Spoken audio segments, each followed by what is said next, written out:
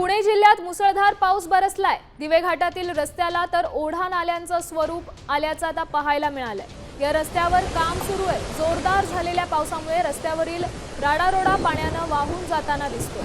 अवघ्या काही दिवसांनी आता वारीला सुरुवात होणार आहे। त्यापूर्वी हे सर्व काम आटोपून घेणं गरजेचं आहे।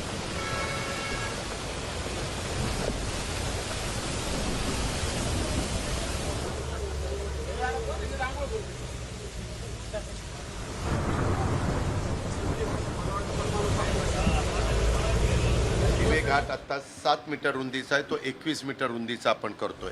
ह्या वर्षी काम पूर्ण होत नाही। यावेळेस कुठेही वारकरी संप्रदायाला दिवे घाट चढत असताना अडचण येणार नाही, वाहनांना अडचण येणार नाही। तिथून कुठला दगड वगैरे ढासळू नये, कारण तो एवढा काही कठीण हे नाही आहे, खडक नाही आहे, तो हार्ड रॉक नाही आहे।